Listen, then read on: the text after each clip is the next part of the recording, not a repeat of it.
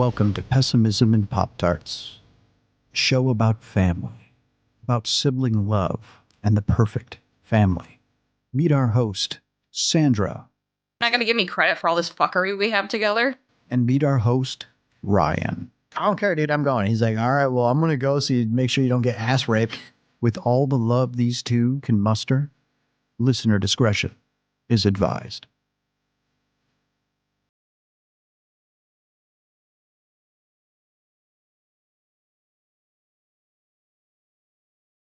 All right, let's try again. Hi, and welcome to a special episode of Pessimism and Pop-Tarts. Today, we have an exciting show planned where we're going to talk about, well, honestly, we have no idea. We'll come up with something. We'll make it up as we go along.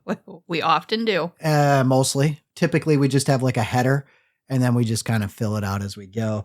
So we're not really much on the old scripting thing. We're a variety show. Very much on accident, but variety nonetheless. Mm-hmm. Oh, shit, I forgot to do it. I'm sorry. Oh, I forgot to do it. Hi, and welcome to Pessimism and Pop-Tarts. There we go. All right. Now that I messed that up thoroughly. So today I thought I was watching this guy in TikTok, and his big thing is like right before he starts a TikTok, and he's like, I just wanted to welcome everybody again, and it's story time. And then he would say something really fun. And so I'm going to try that. And it's story time. Sandra, what story do you want to tell? Or do you want me to go first? I guess you can go first. Okay. And all right. So to set the scene here, so Sandra and I are sitting in our grandmother Lois's house. So this is our father's mother. And we are sitting in my makeshift bedroom when I'm here. And we have a very classy setup. We're very well set up for podcast recording.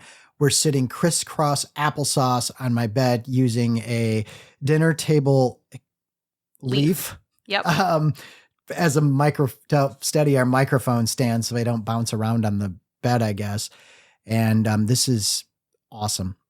Anyway, with that being said. So it's like a breakfast in bed tray, except it's a 3-foot long table leaf sitting in the middle of the bed between us, and we have our microphones and our Fiji waters and our cell phones.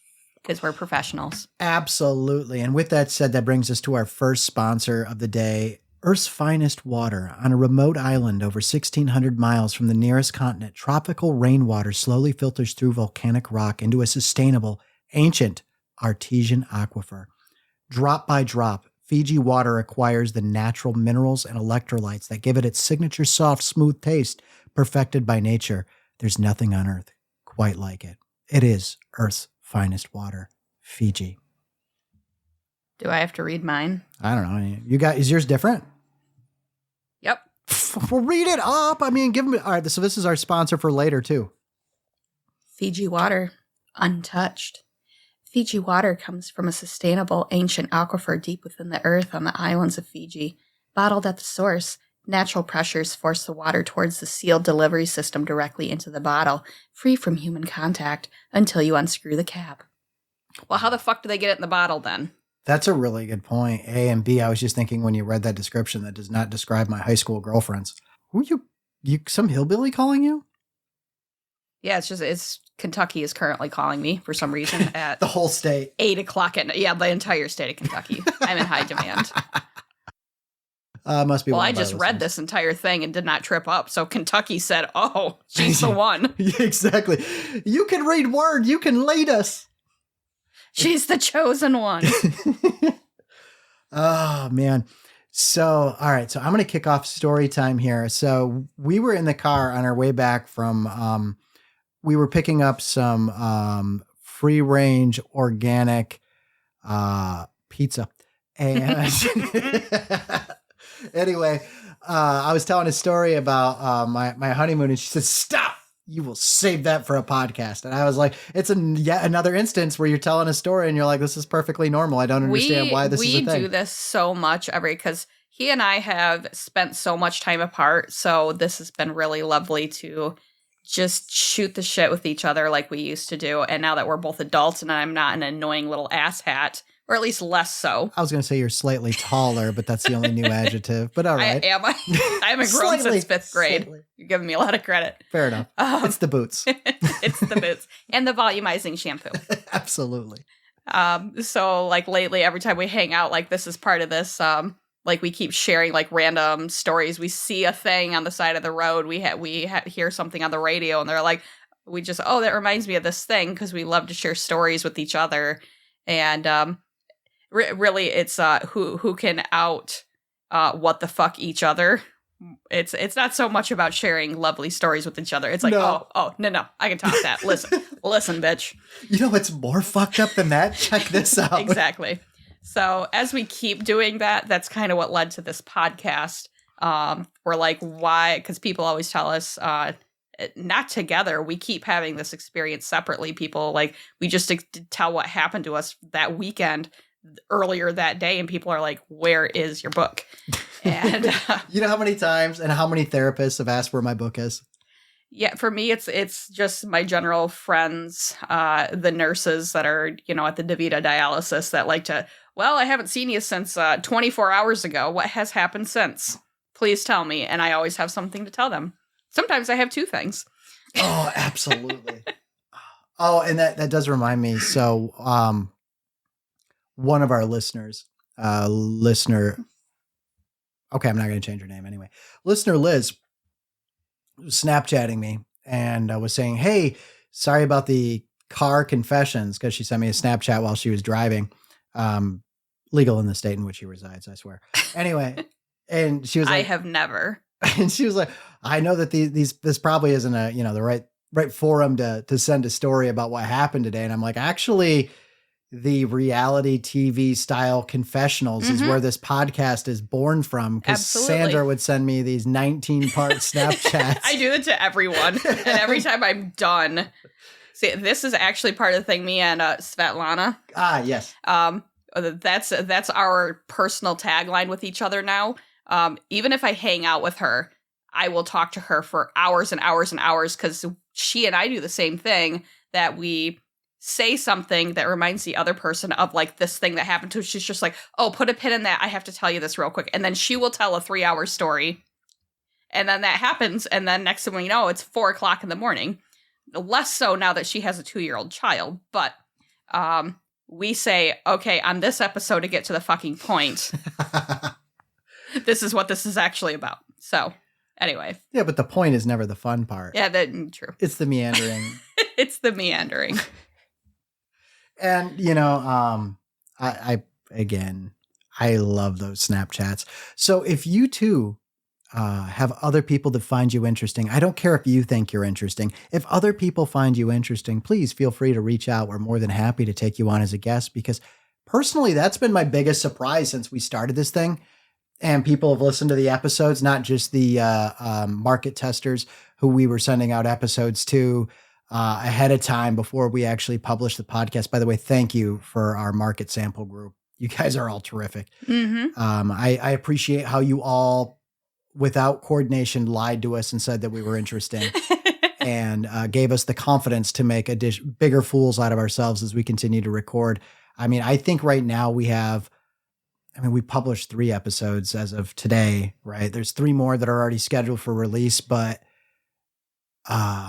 which, by the way, I guess we can officially say right now our release schedule is every 3rd Friday. Yeah, that sounds right. At least that's how I have it scheduled right now in our host. So, but with that being said, again, I don't remember where I was going because of ADD. Thank you, fuckers. You were talking. Yeah, thank you for our testers, because the first time Ryan sent me the audio, be like, oh, by the way, this first quote unquote episode that we recorded, messing around on the mics together, he's just like, listen to this, it's really fun. And then I listened to it by myself, and I got way too cocky confident and was just like, oh, we might actually have something here. And then I sent it to some of my friends, and they're like, yeah, this is great. And I was just like, oh, okay, this is. I know, like, I listened to it and I was like, oh my God, this is amazing. Maybe it's because my other podcast is so terrible that this just seems great. I really like your podcast because it is informative, and I mostly like listening to it because it's your voice. So that's very comforting. Fucking calm down. So it's very comforting to me. So, but at the same time, your interest in history, I got an A in history. I loved history, all of my history stuff. But you go again, with that ADD, you go so in depth into subjects would have never ever considered that I'm like, that's great. Anyway, about me. Yeah. Who would have ever thought to go so in depth into court martials, into STDs during World War I? By the way, that actually happened. I of course like the polar bear episodes because that, is Our family history. in our family history. But what I'm trying on this episode, to get to the fucking point, what I'm saying is Ryan could read the phone book and put it into a podcast, and I would listen to it while doing the dishes because I really like hearing his voice, especially after being apart for so long. I'm like he was one of the adults in my life. That's scary. Source of comfort. So his voice in general is very comforting to me. So if you too find my voice comforting, you can visit us at patreon.com/pessimism and pop tarts, and you can support our show and hear more of my voice because you'll get special episodes, bonus content, early access, and ad-free listening. By the way, ads coming soon. Maybe. Depends on the Patreon support.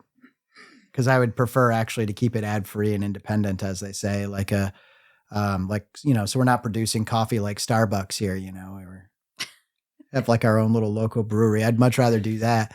Anyway, get to the fucking point. I was going to tell a story.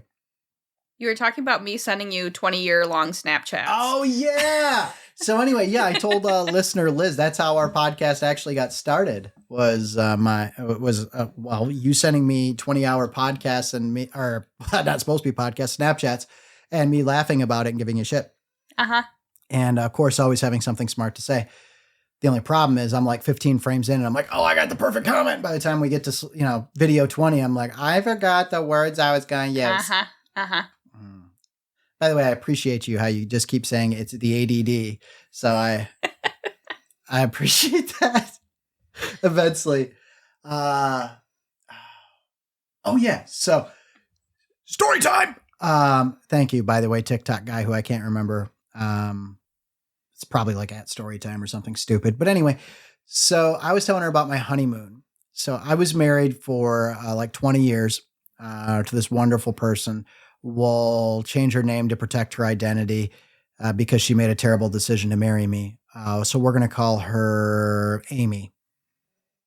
Anyway, so Amy and I were at this point married for a year. We never took a honeymoon. And so we decided, I booked some stuff. We were going to take a really big and expensive vacation for our honeymoon. So I planned us a trip to Chicago in February. Now, some of you might be thinking, wow, how extravagant. And I say, I agree, but I was also poor as fuck at the time. So it was the best I could do. But anyway, we went and we did this trip and it was a good time. And that's when I heard my son say the world's cutest thing when he found out where we were going. And he grabs Amy and I, pulls us together and says, I want to go Chicago. And it just crushed my little heart because I was like, no, I know your mom's fixed, but we're going to try to make you a sibling. So anyway, back to it. So the next time we go to Chicago, we take the kids because they wanted to go to Chicago too. And I have two little ones and they really wanted to go. And it was going to be a really good experience. So we packed up the kids. And the reason I'm telling this story is because so Amy and I got married like real directly. So when we got married, we didn't really know each other other than the fact that we had kids. That's mostly what we knew about each other. So this is the time that my new bride thought I was in the Chicago Mafia. So we decided we're going to stay someplace classy, but we're going to stay out in the suburbs to try to keep the cost down this time. So we stayed at like this Comfort Inn or something. Anyway, not the point. I go and I check in. And so I got Amy there. And so at this time, I am a long-haired hippie. I probably look a bit crunchy, like I followed around Fish or something. That's the band, not the aquatic creature. Anyway, and the guy's kind of being rude to me, kind of being a dick. And guy's like, and I went to go walk away after he gave me my key. And he's like, because this is before you just use your phone to open your door. Anyway, He's like, oh my God. Did you say your name's Ryan? I'm like, yeah. He's like, I am so sorry. Please forgive me. I didn't realize who you were. I'm very, very sorry. I'm very sorry. He actually upgraded our room. And I mean, it's like Comfort Inn or Quality Inn or whatever. So it's not like we're talking like, oh, look at this suite we get to have now. It was like, oh, look at this. You get beds with sheets. So anyhow, and he's like, I didn't realize who you were. I apologize. Please. The police department dropped off this package and I'm supposed to give it to you when you check in. I am so sorry. I am so sorry. Please tell them I gave it to you. And please don't tell them I was rude. Just, please. And I said, no, you're good, man. Thank you. I appreciate it. And I just take this envelope and I put it in my pocket and go and check in. And my new bride there, quote unquote, Amy, says, what was that? I said, I don't know. The guy was just being a dick, I guess, checking in. She's like, no, you got a gift from the police department? And I was like, yeah. She's like, is it a warrant? And I'm like, I don't think that's how they serve warrants, dear. Normally they come with accessories like, here's your handcuffs. So no, it's not a warrant. And she's like, what is it? I said, don't worry about it. And she kind of like, okay. That's weird. Anyway, so carry on, go to the room. I can just tell this is eating her up. And I got to tell you something about Amy is that like, she's the type of person that can't handle surprises or not knowing something. Like I couldn't tell her that I had bought her a Christmas gift. Like if I wrapped it and put it under the tree, it would drive her literally just insane. She would have to know what's in it. Like she couldn't sleep without knowing what was in that box. I mean, I don't know. Obviously she's got problems. She married me. Anyway, so I just kept blowing it off. Like, yeah, whatever. Don't worry about it. It's nothing important. It's nothing important. It's nothing important. So we go out our first day and we're doing things like we went to a very fancy restaurant for breakfast. It's called Krispy Kreme. And the kids got to see the donut waterfall of glazing. Oh my God. And then the free samples, they thought like we were royalty or something because they're just handing you a hot, fresh donut. Yep. And because we are. And it was just, anyway, we ended up, the city we were staying in is near the Blue Line. So we jumped on the Blue Line, went into the city, did some museums and stuff, had a great time. And the second day, I had planned something, but I wouldn't tell anybody what it was. So I said, all right, everybody grab your coats. Let's go. And they're like, where are we going? I said, we're going to go for a walk. And they're like, where are we going? I said, don't worry about it. And this is where Amy noticed I had that envelope now in my jacket pocket. She's like, what is that? I said, it's a jacket. So I was still being a complete dick about it. And so we keep walking and we go up to the arena. And but I can't have them hear me say I don't know what's the police department saying. Anyway, so I walk up and everybody's standing in line, getting their tickets scanned and stuff. Well, at that time they just rip off the stub and I'm just walking up and she's like, do you got tickets to the game? I said, watch this. And instead of standing in line, I walk up to the door, the side door, which is a VIP entrance. It's for the box holders. And I stand there and they're like, you must be Ryan. Please come in. And we go into the entrance. I hand over my tickets.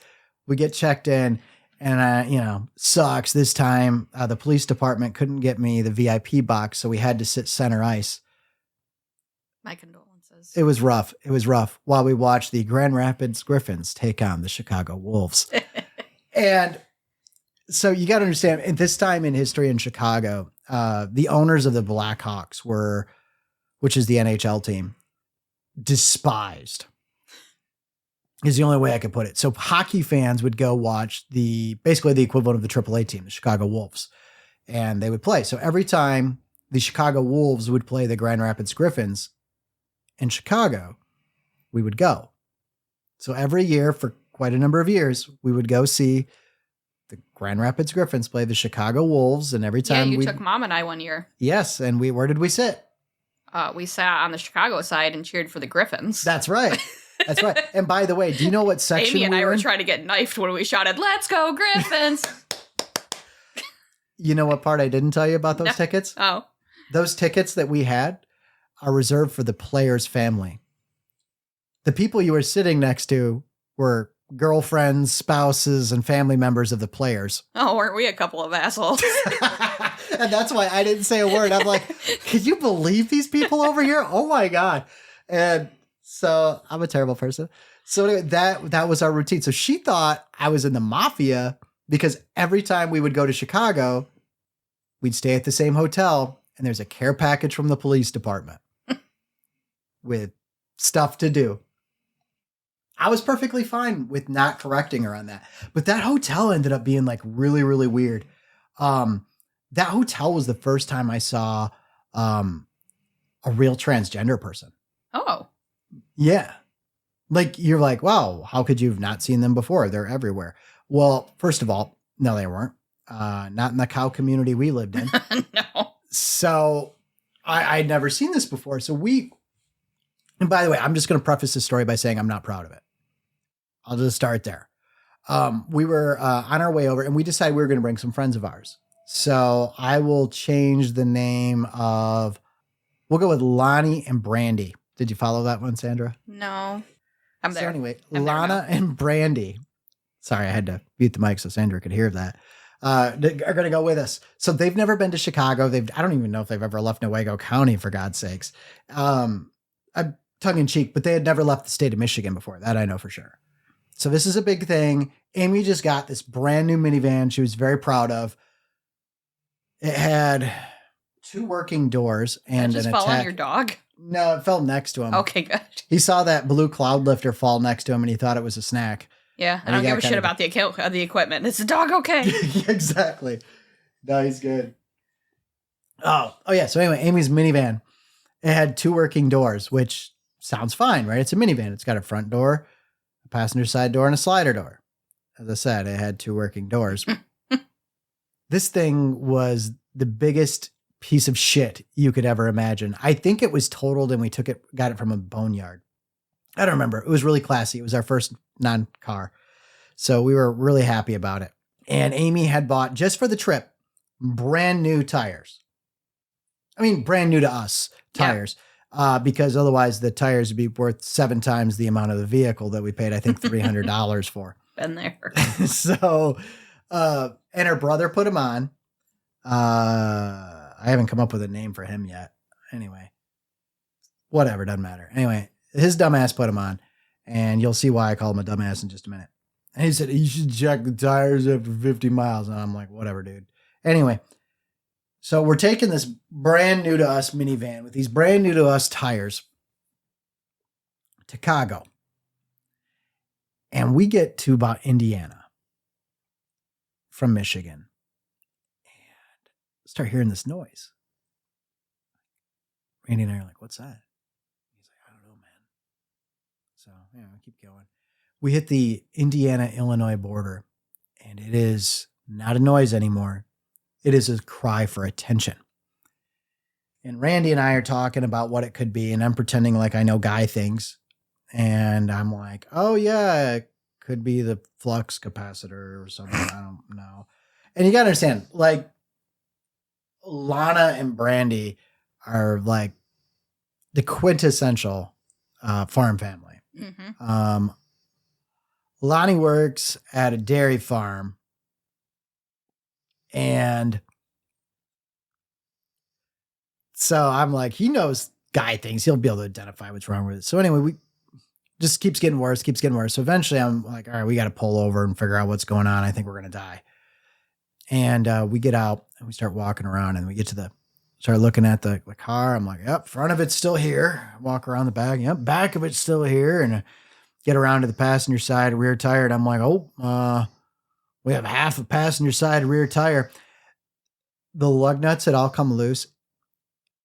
And when I say they had all come loose, I mean, we had, I think, 2 lug nuts remaining. And like the tire was like at like a 30-degree angle. We're going to die. I mean, that's not good for that. I mean, I'm not an auto surgeon, but I think that's bad. Same. So, we amazingly, that little cheap jack that vehicles come with was there. So we jacked the thing up, pushed the tire back on where it was supposed to go, and tightened the shit out of the 2 remaining lug nuts. Now, I'm not very smart, but what I do know is that you need 3 lug nuts to keep a tire firmly on a vehicle. Out of the 5, you need 3. And we have not that many. So I'm trying to keep it technical here. So we made it to our fancy hotel that I had previously mentioned. And sure enough, jacked it back up, tightened everything back up again. And first stop tomorrow is going to be an auto parts store to get some lug nuts. Well, on our way in, there's this woman. She's standing there smashing the front door. Now, you have to use your room card to open the front door after whatever hour. Oh, I'm sorry. This must have been our second night there. Oh, no, it was still our first night. I'm sorry. We went, we checked in, we left, we got lug nuts, came back. And this is when this happened. My apologies. And so there's this lady, she's just pounding on the door, trying to punch in the stupid key code, the manual, do it manually. She can't do it. She can't figure it out. And we're just kind of like, whatever, finishing our cigarettes before you go in, because at this point you can't smoke in a hotel in Cook County. Fucking liberals. Anyway, so we noticed there's this Hummer, H2, just sitting there. Maybe it was an H1. I don't remember. I think it was an H1. Anyway, the original Hummer. It was yellow.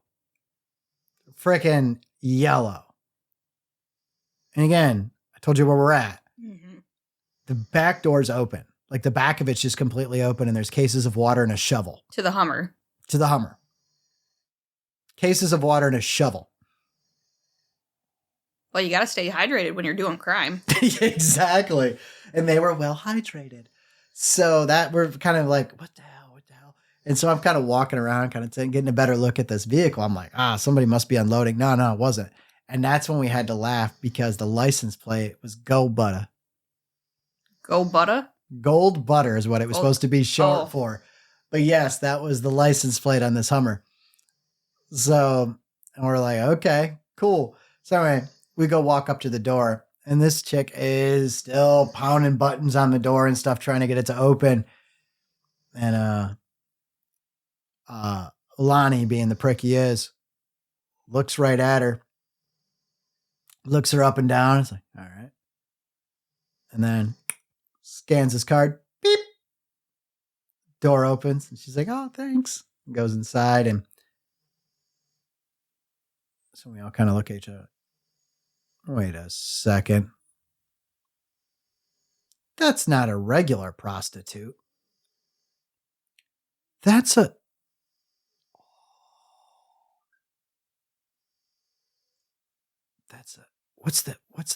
didn't know the term at the time. Is that a she? I don't think that's it. So we get in the elevator, and she joins us in the elevator.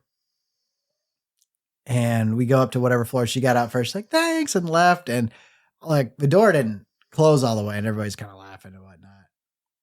And Brandy asked me, she's like, what's the proper term for that? And I'm like, I don't know. Shit.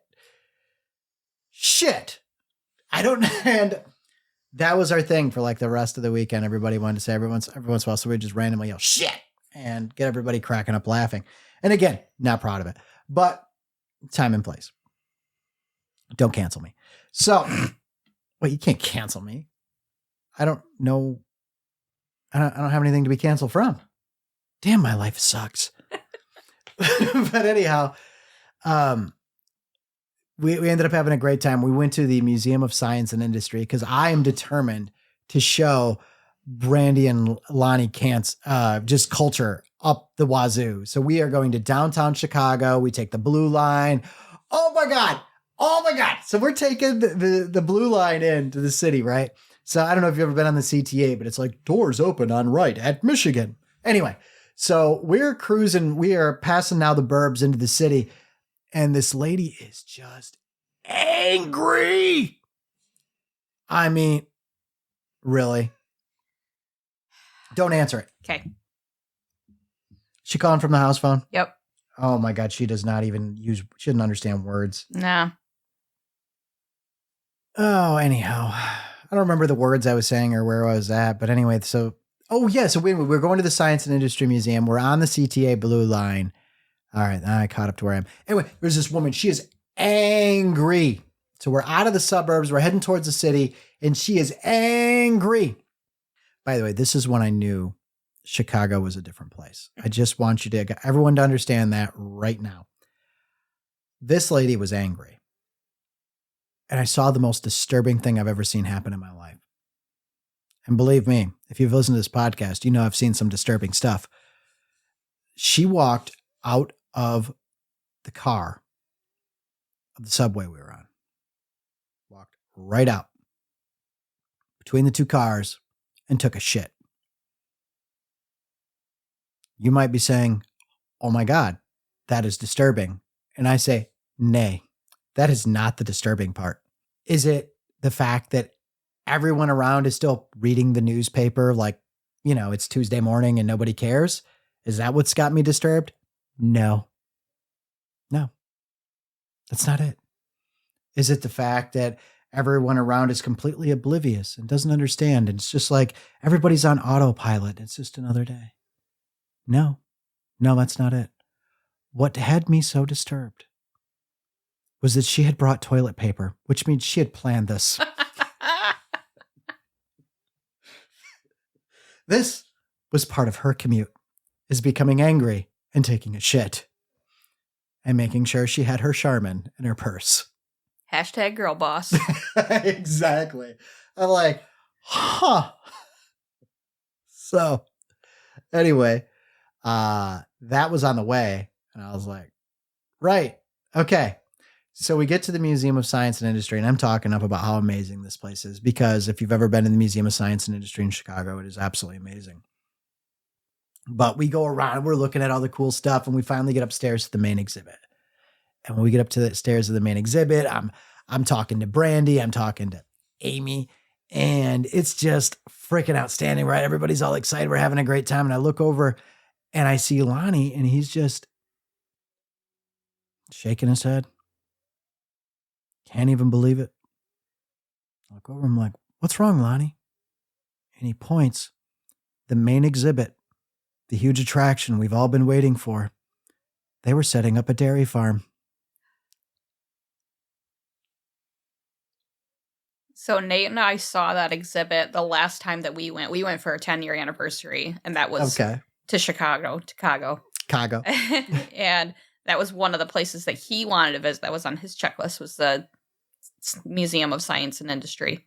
And I remember that was like one of the big exhibits was the workings of a dairy farm. And they had a tractor you could climb on, and they had a life-size plastic cow and like a row of corn. And we're like, how is a whole wing dedicated to this nonsense? Yeah. But yeah, I mean, obviously anybody from the city has never seen any of this before. Yeah. So while we're standing there, Lonnie's getting pissed. And I'm like, what is the problem? What is the problem? And I look and I realize the people setting up this exhibit have never actually been to a dairy farm. Oh, no. And he's like, starts going on and just listing off all the problems. And somebody came up and was very upset from the museum and said, we think we know what we're doing. And I looked this guy right in the eye, pointed my thumb over at Lonnie, who's standing there in his finest camouflage shirt. Uh-huh. I know he was. And freaking shit waiters boots. Uh-huh. Because he wore his finest boots. His finest mossy oak and his finest shit kickers. Yes. And I'm like, you're going to tell this guy he doesn't know how a dairy farm works. Are you sure? And he looks at this guy and he realizes that is not one of their mannequins they have set up. Uh-huh. This bearded Amish looking motherfucker is not part of the exhibit. That is a very angry man who's upset about what it is they're doing. And so, to this museum guy's credit, he went and grabbed a bunch of people and they all stood there with freaking notebooks writing down what he was telling them. Really? Yes. So the reason that exhibit was set up the way that it was is because Lonnie got pissed and told him how to fix it. I had no idea while viewing that wing that Mr. Mott was a curator. Absolutely. Good God. Yes. So well done, Lonnie. Wow. So that was a good time. We had a great time there. So no complaints. And they got to experience some culture. They enjoyed it. Somebody tried selling me drugs at the IHOP and oh yeah. So anyway, all right. That's another one of those things where I'm just like throwing something casual off and Sandra's kind of looking over at me sideways. Are you going to elaborate? Because that's something I haven't heard. Yeah. So, all right. We went to IHOP after I don't remember if it was after the museum. Anyway, we go to IHOP for dinner because we wanted to go someplace fancy. And you don't order like a number 6 with a Coke there, right? It's, you sit down and you order and you have to tip. So for us, that's fancy. Screw you hippies. Plus it's an international house of pancakes. So clearly it's multicultural. So we get in there and we're going through and like I said, we're all poor, right? So we roll our own cigarettes. Not like literally roll them up like a joint. We asked the waiter, we're like, hey, where there's a smoke shop, tobacco shop, so we can buy some tobacco. We explain what it is we're doing, and he keeps staring at us. He says, oh yeah, hold on just a second. And he brings over his manager. And his manager's like, oh, how can I help you? So we explain the situation, and he looks right at us and says, oh, so you guys are looking for a smoke shop? And we're like, yeah, exactly. And he's like, were you looking for a smoke shop or?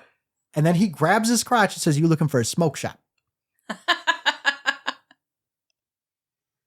The IHOP manager tried selling us weed. Wow. And I was like... But he had the hookup. He did. And at the time, marijuana was illegal in the state of Illinois and Cook County. So I will tell you, we proudly declined. Proud of you. Thanks. Anyhow, so that was our adventure, some of our adventures into Chicago. There's plenty more. And boy, do I have some from when I lived there and whatnot. So at this point, we're going to take a brief commercial break while Sandra takes her dog potty outside.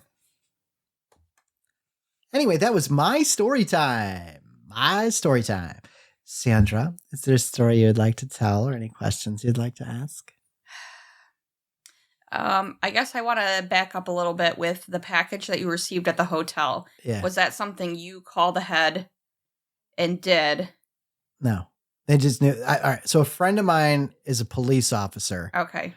So how that happened was, and this is, what's the statute of limitations? Let me Google that right quick. Hold on. So let me Google that. Statute of limitations. Illinois felony. Oh, 3 years. Okay, we're good. Oh, yeah, for sure. Awesome. Anyway, so back when I was a teenager and just before I met my wife to be, I liked to go to Chicago because I had friends there. One of my friends, we're going to call him Josh because that's his name. And the only reason I'm going to use his real name is because he was like my best friend. Okay. And him and I are still friends and all that. As a matter of fact, that's where my son gets his name. Like Josh would probably be mad if you used an alias. Oh, he would be pissed. He's like, hey, can I get a sponsorship? I need to promote Grizzly Bear's freaking smokehouse or whatever he calls it. He's like, you're not going to give me credit for all this fuckery we have together? Oh, I know. He would be, my God, do I have some stories by hanging out with that motherfucker. Oh my God. There was the dropping of acid and going to see Three Doors Down where he didn't make it and I didn't realize it for a while. And then so my brother got to do his first keg stand. Oh my God. All right. You know what? All right. I'll tell that. Maybe I should tell that story too. Anyway, so Chicago. Anyway, I go to Chicago to see Josh and he lived with his brother. We're going to call him Jeremy because that's his name. And we would go to Jeremy's house. And so I was like a senior in high school And then right after I graduated, I would go out there. But Josh ended up moving back to Chicago, which freaking blew chunks, man. That was my boy. But anyhow, I go out there and we party or whatever. And back in those days, there was this satellite provider called DirecTV. Anyway, a very popular thing back then was to, they called it burning cards, right? Writing a 3M script on it, so it opened up all the channels. 3M is a little play from the Three Musketeers, all for one for all. You use one jump point, so you route everything through one point anyway, and then you get all the channels. I think we need to back it up a little bit. Back when, so satellite was like the expanded TV package. Yes. To get all these channels. Then cable came along. But with cable, you needed a credit card style card that you would order, and that had your TV package on it. Yes. And you inserted it into the front of your receiver like you would at the gas station when you feed your card in. Correct. And what Ryan was doing is he got you a special credit. He got you the the black credit card. That's right. He had the black credit card of DirecTV receiver cards. Oh, remind me. Hey, Ryan, note for production. You're going to underlay this with Rockstar from Nickelback. Not because you like Nickelback, but because they have that line, what I need is a credit card that's got no limit. Anyway. You got it. So anyway, using alternative means of engineering. I just had to insert that in there because every day I'm reminded how old I am when I'm introduced to something somebody else doesn't like. Example, last week at DeVita, there was a visiting nurse. Usually she's in, I think, Ionia, but someone called in sick for the day. So she was my attending nurse and hooked me up to my machine. And at the end of it, I'm putting my blankets away and I have a hot water bottle that I bring with me and I keep it between my thighs. And the idea is that being on dialysis makes you cold, the hemodialysis. And so I bring this hot water bottle. Despite having blankets, it's hard to keep a body warm when the body is cold. Correct, because they're putting cold blood in. Yeah. So the machine that circulates my blood does keep it warm, but there's probably an 18-inch slack in the line between it going from the machine back into my body. And just the few degrees it cools down makes a huge difference. Well, those clinics are also known for having such warm ambient temperature to begin with. You're not kidding. And so either way, I bring the hot water bottle with me to help keep me warm because my clinic, unlike many clinics I have visited while I'm camping or visiting in Fremont or whatever, our clinic doesn't have heated chairs. All the other ones do. Ours does not. Bougie are you? You're like, I need a heated chair. I do. I have my free dialysis for my socialized medicine. For how much they freaking charge my insurance company, they better give me goddamn heated chairs. They should. However, so I bring the hot water bottle. And at the end of this treatment, I brought it out from under my blankets so I could sit up all the way. And she looked at me and she said, "What is that?" And I said, "It's a hot water bottle." She's like, "But what is that?" And I said, "Well, touch it. It's still warm." And she's like, "It's like filled with water." And I was like, "Yep." And I was just like, "It's kind of like a really tiny water bed." And then she kind of gave me a look and I was like, "Never mind." But she's just like, "Well, how does it work?" I'm like, "What the fuck do you mean? How does it work?" I was like, it has water in it, hot water. It is a rubber bladder that you put hot water in and you screw the cap back on it like a flask. And that's it. And she's like, "And it stays warm?" And I was like, "Yeah, because of the material on the inside, the way it's structured." I was like, it's a hot water bottle. And she's like, "Oh, this would be really handy for my other patients. I should let them know." And I'm kind of thinking, well, your other patients are at least 60 years and above. They probably already know about this groundbreaking technology. Absolutely. John Hot Water Bottle invented it himself. Yeah. So, and this girl, I really, it's hard because we have to wear masks at the clinic. So I don't always quite know what age these people are. But the more I started to kind of look at her, I was just like, yeah, she's probably 22 years old. And I keep forgetting I'm 33.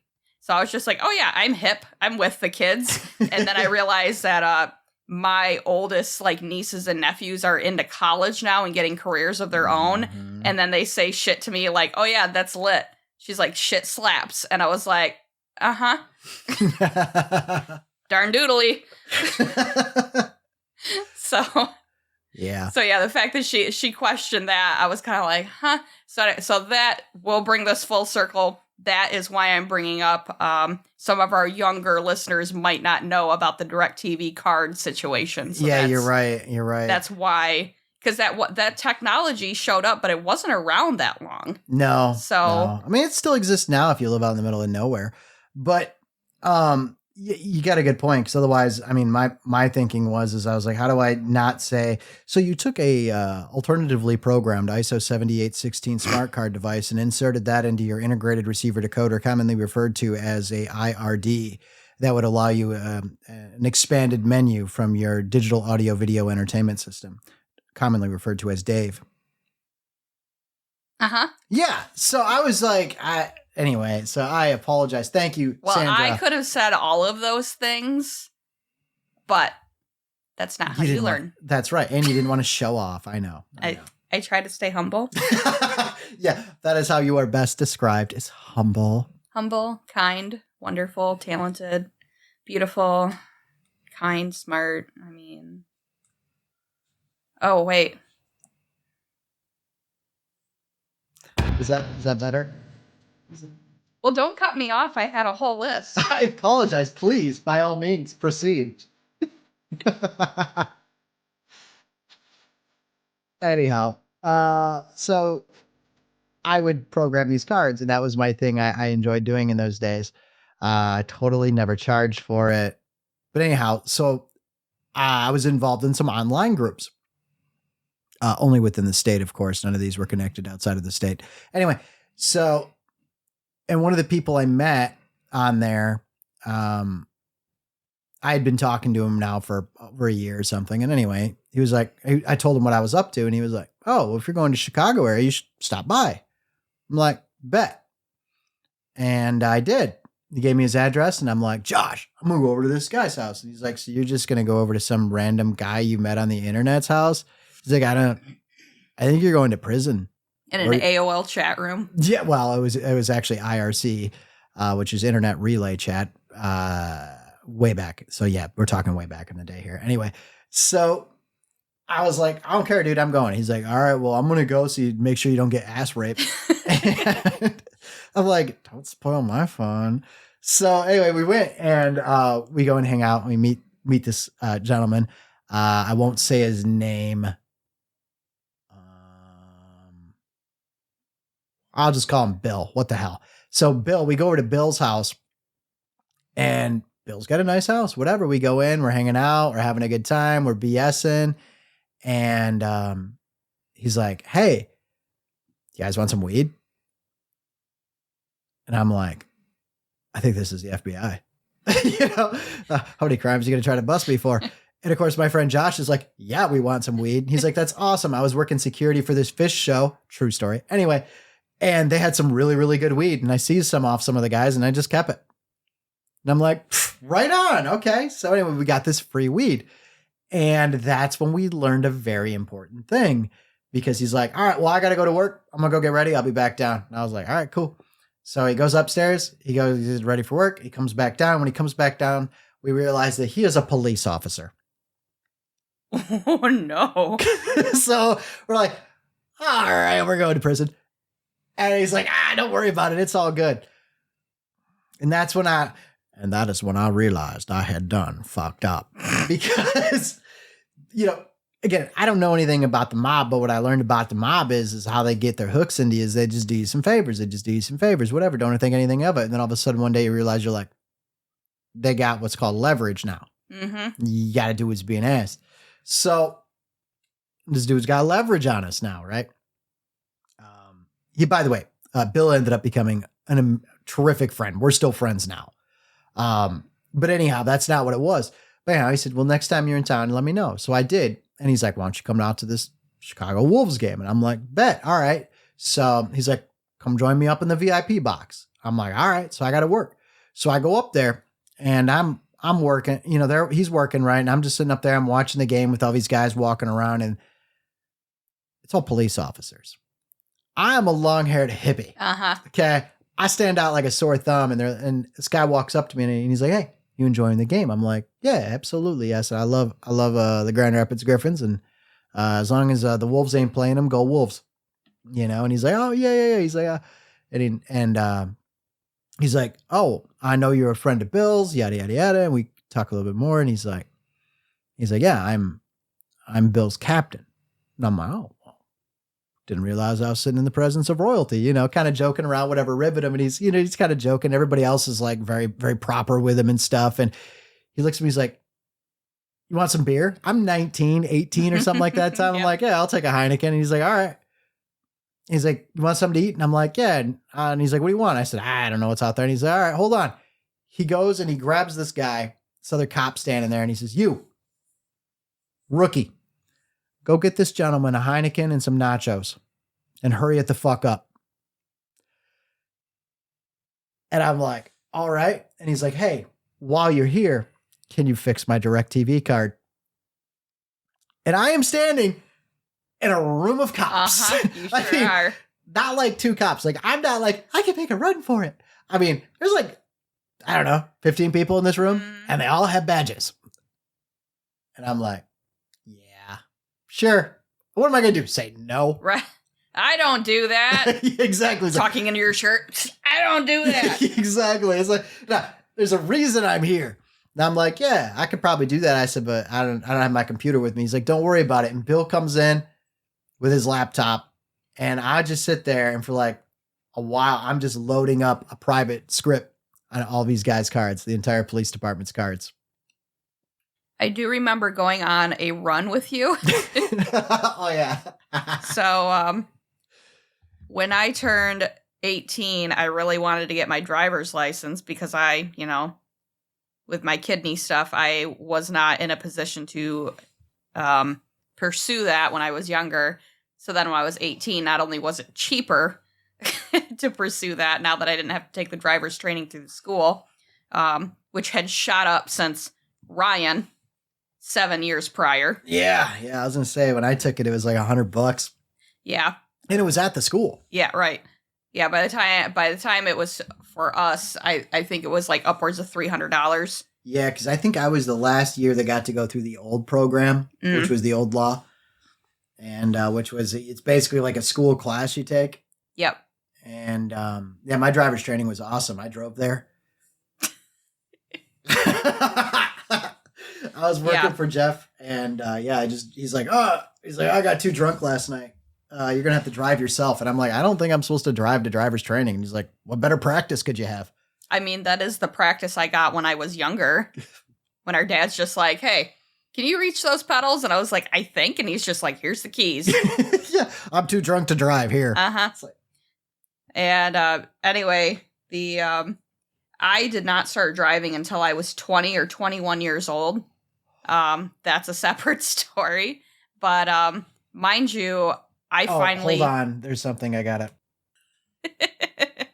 All right. Sorry, I couldn't resist. Mind you, I because of my transplant, I had to go to school an extra year, so I was a super senior at 19.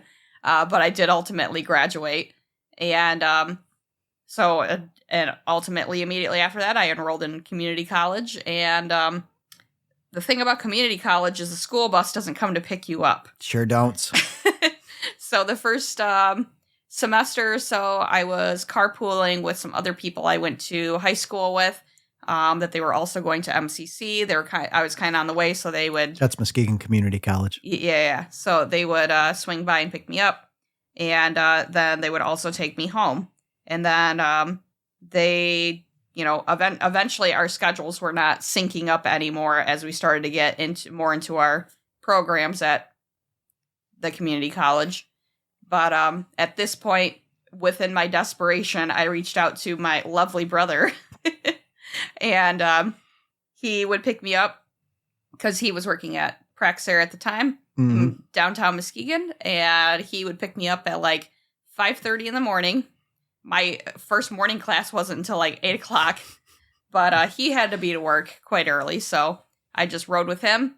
He would drop me off because Praxair and Muskegon Community College were a stone's throw away from each other, Mhm. And he'd just drop me off at the building, and I would sit in the basically the break area by the library until my morning classes started, and I did that for like a year and a half until finally I started driving by the grace of my grandfather. But like I said, that's a separate story. Yeah, you didn't want to drive in the morning. I don't know what was wrong with you. I desperately wanted to drive, and that was... Yeah, I know. You were worried because if you got pulled over, that would mess up you getting a license. Like, whose child stole that car? Exactly. But one time on the way home, you had driven me home, and you're like, well, we have to stop somewhere real quick. And I was like, okay. And we went to some rando's house, and you left me out in the car. And I was out there for quite a while because it was winter. And then eventually you're just like, well, we're going to be here a while so you can come in and sit down.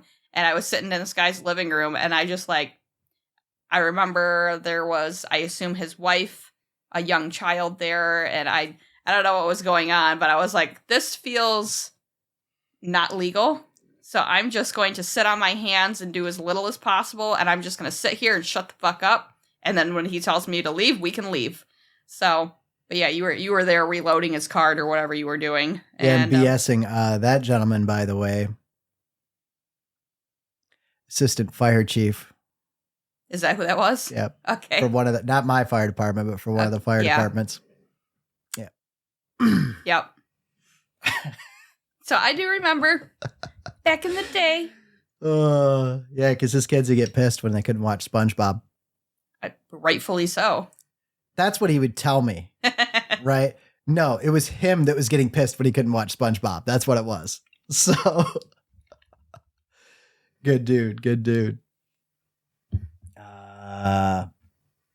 Well, we've been recording for an hour. I think it'll make a good episode.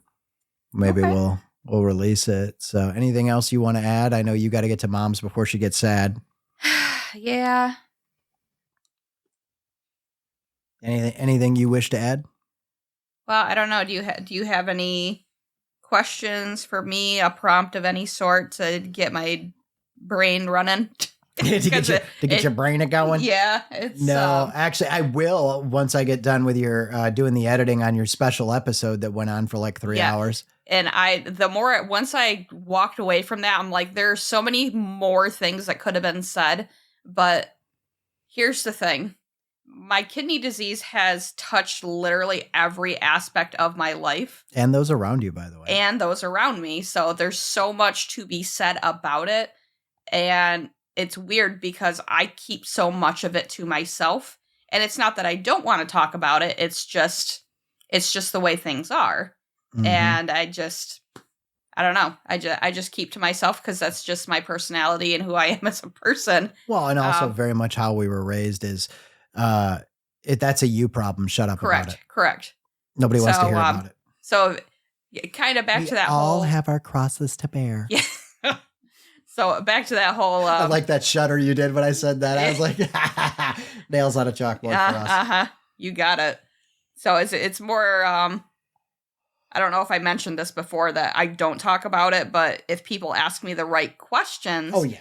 I have always been very honest. And it's not just about the kidney. Like, you ask me a question, I'll be like, oh, yeah, I'll tell you all about it.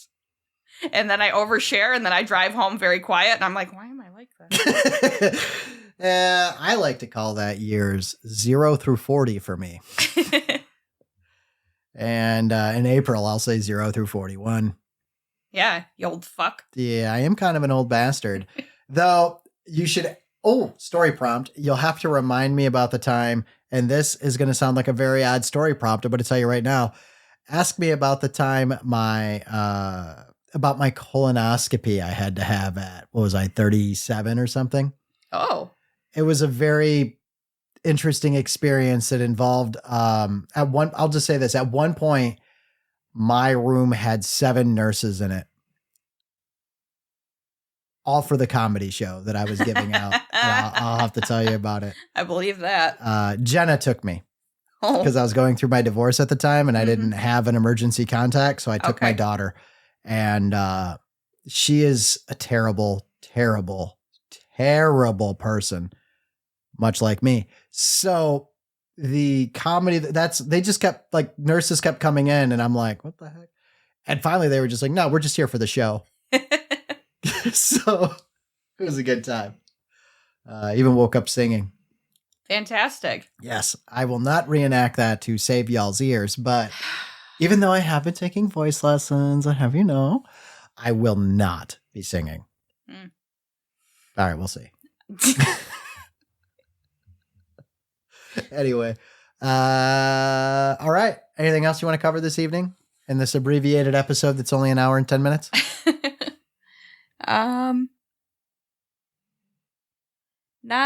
Not that I can think of. We didn't really have we didn't have any plan. We didn't even have the topic header to start with. Right. So we're just like, hey, we're here. We got equipment. Let's push record, which I always travel with the equipment anyway. Well, mostly what it came down to was you started telling that story in the car, and I grabbed your chest and I said, shut the fuck up because we're not on the mic.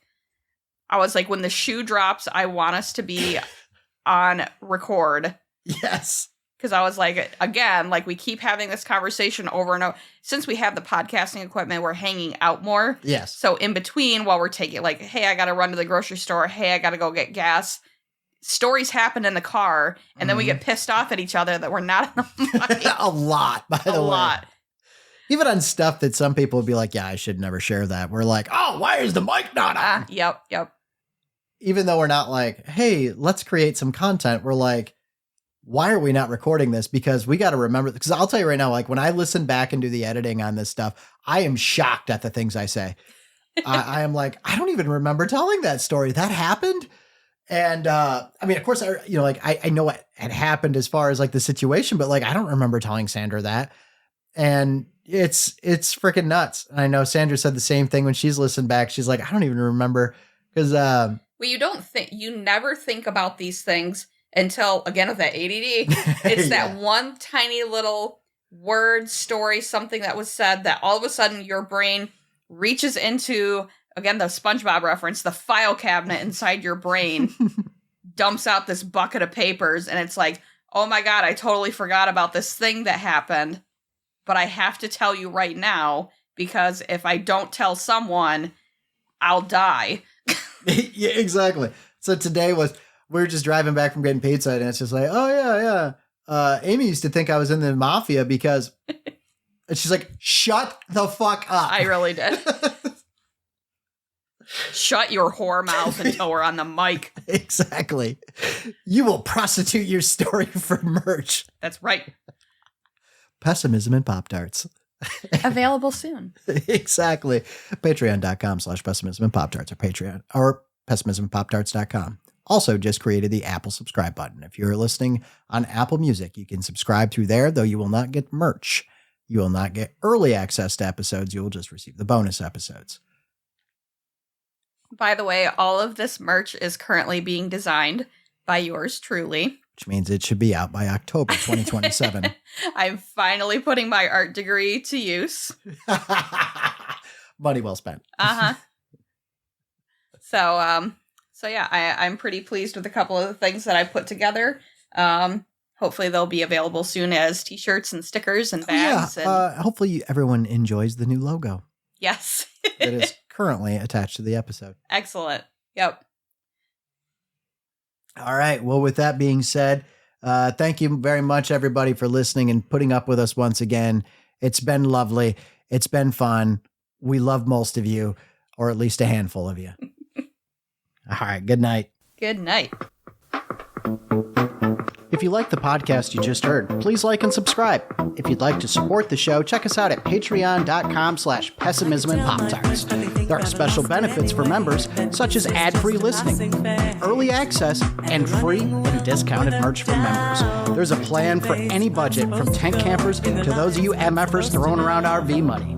You can also get the latest updates on our website, pessimismandpoptarts.com. Whether you're a patron or just like the show, please tell your friends. And if you hate the show, you know what?